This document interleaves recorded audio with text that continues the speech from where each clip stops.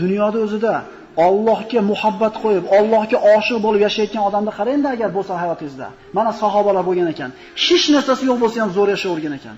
Afif bo'lgan ekan, birovga dardni aytib ming'illamagan ekan. Chunki asosiy narsani topgan ekan. Allohga oshiq bo'lgan ekan, Allohga muhabbat qo'ygan ekan. Mana endi birodarlar 40 daqiqadan o'tib qolibdi. Sizlar uchun tayyorlab qo'ygan qissani mana oxirgisi. Ana shu jannatga oshiq bo'lgan, oxiratdagi uyini vatanda bilgan kishilarning hayotidan bir lavhani gapirib beramiz inshaalloh.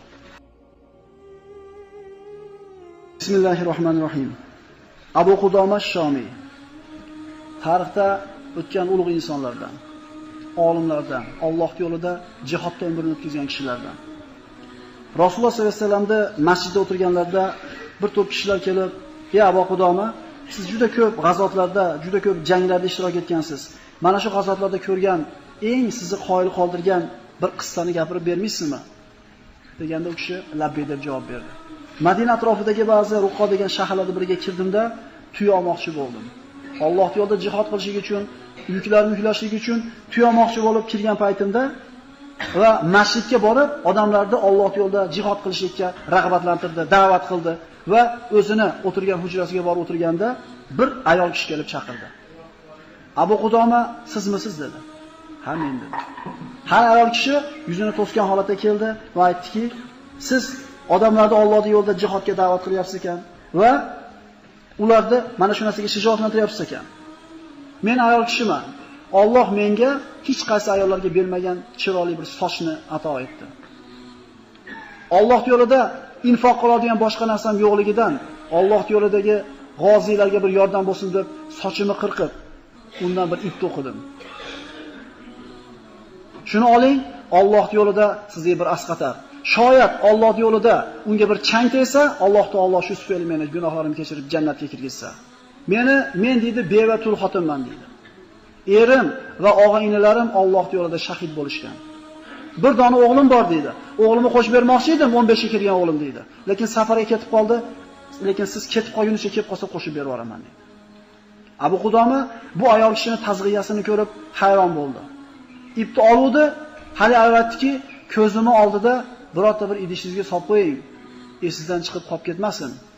Ko'zini oldida olib bordi, tuyaga ortadigan qopiga solib qo'ydi, hay ayol kishi chiqib ketdi. "Ey Abu Qudoma, mana erim vafot etgan, o'g'lim bor" dedi. 15 ga kirgan dedi. Qur'on tilovatini zo'r o'rgangan. Chavandozlikda, kamon otishlikda zo'r biladi. Qoyim tunlarda, kunduzlar ro'zador, yoshi 15 ga kirganda safarlarga uchun sizga qo'shib bera olmayapman. Agar bo'lganida sizga qo'shib berardim va Allohning yo'lida hadiya qildim bu bolamni dedi. Sabot qarang, eri aka-ukalari ketibdi, endi o'g'lini ham qori bo'lgan, olim bo'lgan, so'im bo'lgan bolasini Alloh yo'lida hadiya qilyapti. Abu Qudoma ana shu ipni oldi va birodarlar ertasi kuni yo'lga chiqqanda, shaharning chetiga chiqqan paytda orqasidan bir yigit chavandoz, "Ey Abu Qudoma, shoshilmang, to'xtab turing" deganicha ot choptirib kelar edi. Abu Qudoma birodarlariga, "Sizlar yurib turinglar, men qarachi kim ekan" deydi.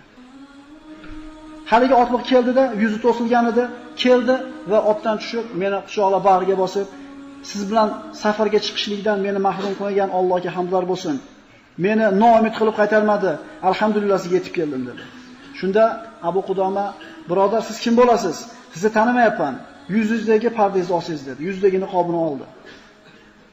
Va yuzi ana shu 14 kunlik Badr kechasidagi oydek to'lgan, yuzida yaxshi inson ekanligini alomatlar ko'rib turgan 15 ga kirgan yigit edi deydi. Aytdi, "Meni tanimayapsizmi?" dedi. Abu Qudoma aytdi, "Yo'q, tanimayapman" desa aytdiki, "Men" dedi, "soch bergan, ana shu ip bergan ayolning o'g'liman" dedi. "Otang bormi?" dedi. "Otam Alloh dedi shahid bo'lgan" dedi. "Onang-chi?" dedi. "Onam bor" dedi. "Onangni rozi qilgin" dedi. "Onam o'sha ipni bergan ayol" dedi. "Va meni" dedi. "Meni, ey Abu Qudoma, uydan chiqarayotib aytdiki, o'g'lim, otalaringiz oldiga shoshiling. Alloh yo'lida shahid bo'lgan otalaringizga Alloh sizni hamroh qilishligini so'rang va dushmanga ro'baro bo'lganingizda orqaga chekinmaslikka qasd qiling va shahid bo'lsangiz, qiyomatda shafaatingizni menga bo'lishini Allohdan so'rang" dedi. "Ey amaki" dedi bu yigit. Meni yoshimni kichkinaga qarab turib meni qaytarmay orqaga. Men otni zo'r minaman, kamonni zo'r otaman, qilichni zo'r o'ynaman, qoriyman, Rasulullohning sunnatini to'liq bilaman. Meni shahodatdan, shahidlikdan man qilmang dedi. Otam va og'a-inilarimning oldiga borishingdan meni to'smang dedi.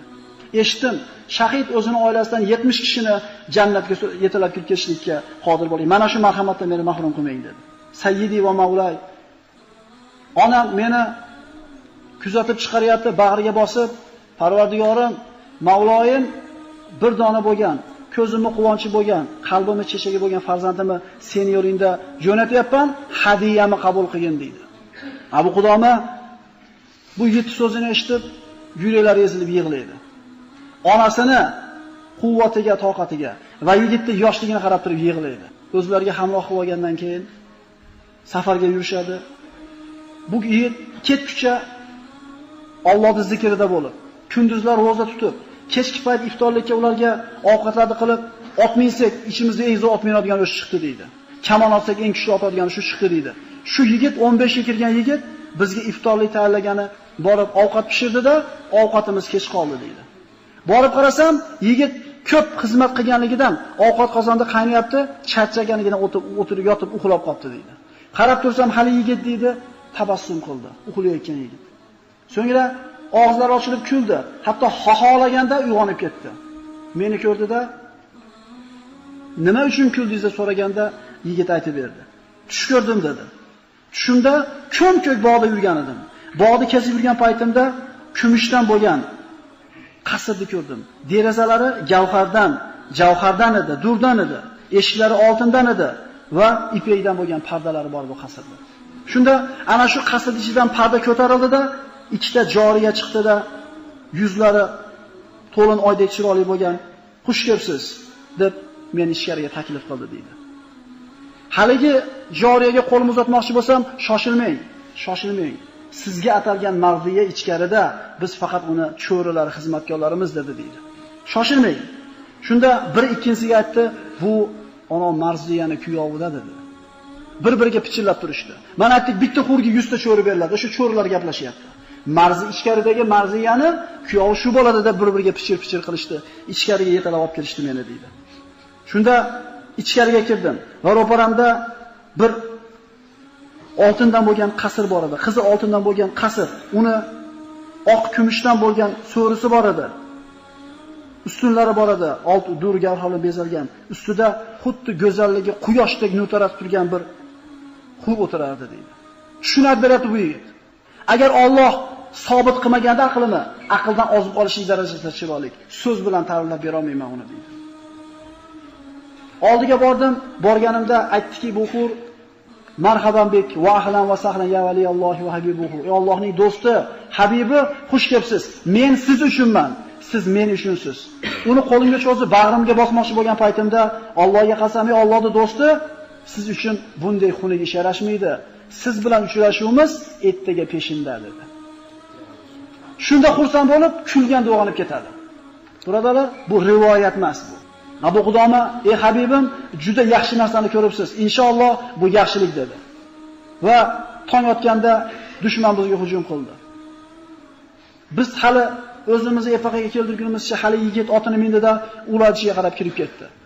Bir qanchasini o'ldirib ular orasiga kirganda orqasidan ot choptirib kirdim va otidan ushlab tashqariga tortdim. Bolam, sen yoshsan, urushda makr hilasini bilmaysan, ichkariga tortib turib seni shahid qilishadi. Qayt orqaga deganda u yigit aytadi: "Ey amaki, axir Alloh taolodir. Agar sizlar dushmanga ro'baro kelsanglar, orqalarni qilib qochmanglar degan oyatni eshitmaganmisiz?" deb oyatda gapirib turganda dushman hujum qildi, biz ikkiga bo'lib tashladi. Jang tugab, ikki qo'shin tarqagan paytda yaradorlarni qidirdim. Shu yigitni topishlik maqsadida. Ana shuni eslab yurganda otlarni o'liklarning ostida bir yigit turardi. Ey amaki, Alloh tushimni rost qildi" degan yigitni ko'rdim. Qo'llari singan, yarador bo'lgan, yuzlaridan qon oqqan, loy bo'lib turpoqlar betiga solib kelgan holatda yotardi deydi. Yugurib bordim, turpoqlarini, loylarni ko'ynagim bilan artsam, "Amaki, ko'ynagingiz bilan artmang, o'zimni ko'ynagim bilan arting.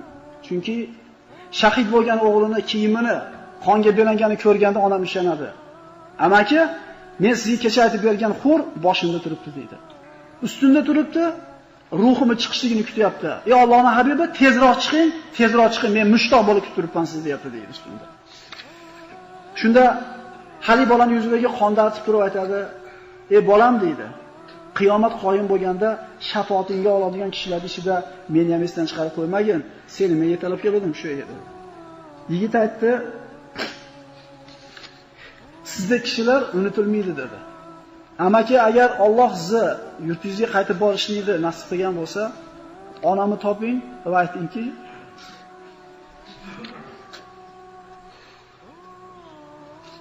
Alloh sizni hadiyangizni qabul qildi. Alloh duoingizni ijobat qildi. Sizdan akam va inalarimga salom aytaman va Alloh huzurida sizni shafoat qilishini Allohdan so'rayman. Va uyga borganingizda amaki 10 yashar singlim bor deydi.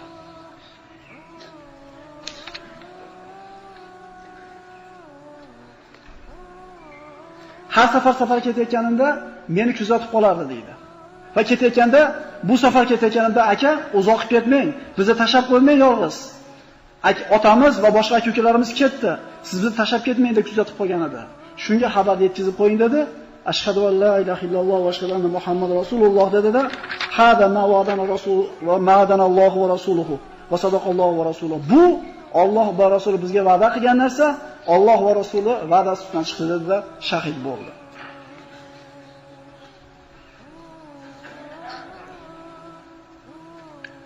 Kiyimlarini oldi bu Qudoma va jihoddan keyin yurtiga qaytib bordi. G'amim deydi, ana shu xonadonni topishligida. Chiqib qarasam, bir 10 yashar qiz kelayotganlardan so'radi deydi. Qayerdan kelyapsizlar? Ha, jihoddan kelyapman. Qaysi yurtdan? Falon yurtdan.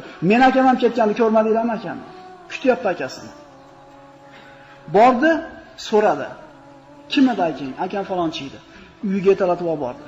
Hali ayol Abu Qudomani tanidi-da, "Ey Abu Qudoma" dedi. "Siz menga xushxabar bilan keldingizmi yo ta'ziya bildirgani keldingizmi?" Alloh rahmat qilsin sizni. Xushxabar nima-yu, ta'ziya nima? Agar siz o'g'lingiz dushman bilan ro'baro bo'lib, orqasiga qarab qochib ketdi, o'g'lingiz shahid bo'lmadi desangiz, bu ta'ziya bildirganingiz bo'ladi. Yo agar Alloh meni hadiyamni qabul qilgan bo'lsa, bu xushxabar bo'ladi dedi. Unda xususan bo'ling, Alloh sizning hadiyangizni qabul qildi. Shunda singlisi eshitdi shu gapni-da, bitta dodtadi-yu, shu yerda taslim bo'ldi joni.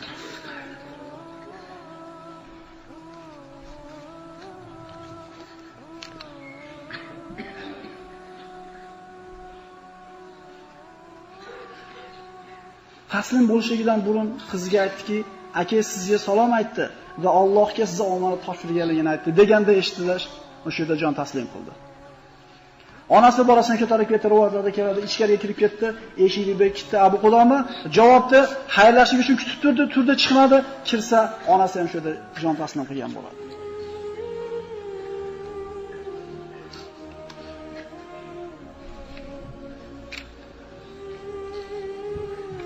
Jannatga oshiqlar shunday bo'lgan ekan, birodarlar. Alloh yo'lida erini, og'aynilarini fido qilgan ayol Allohning bir diydoriga, jannatiga yetishlik uchun bir dona o'g'lini Alloh yo'lida qurbon qilgan ekan. Ya'ni har qanday bir ulug' insonlar orqasida onalari turadi. Onalari qanday tarbiya qilsa, xuddi shunday bo'ladi. Siz bilan biz erkak kishilar ko'chada yuramiz, qonini boqish kerak, ustini qilish kerak deymiz, tarbiyasi bilan beparvo qolamiz. Bomdod yo'qotadigan, peshinini o'qidimi, asrini o'qidimi deydiganlar bu ayollarimiz. Ayollarimiz kim bo'lsa, bizning farzandlarimiz o'sha bo'ladi. Esimizdan chiqmasin. Jannatga oshiqlar shunday bo'lgan ekan. Bir dona bolam qoldi, xizmatini qilsin demagan ekan. Allohning roziligi yetsin, meni nima qilsin? Boqsin demayapti katta bo'lganda. Qariganimda qo'yga shu yegizsin, ha? Sanatoriyalarga olib borsin, maqsadi bo'lmagan ekan bizga o'xshab.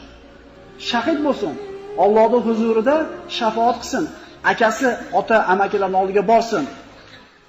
Birodarlar, kim nimani orzu qilsa Alloh shunga yetkazar ekan. Biz dunyo matosini qasd qiladigan bo'lsak, Alloh azza va jalla albatta yetkazadi. Agar oxiratni umid qiladigan bo'lsak, unga ham yetkazadi. Dunyo degan Alloh taqdir qilib qo'ygan. Jannatga oshiqlar shunday bo'lgan ekan, birodarlar. Alloh taoladan so'raylik biz ham jannatda, agarchi biz unga loyiq amal qila olmayotgan bo'lsak ham. Abu Qudoma Shomiy qissasi mana shunday iborat, birodarlar.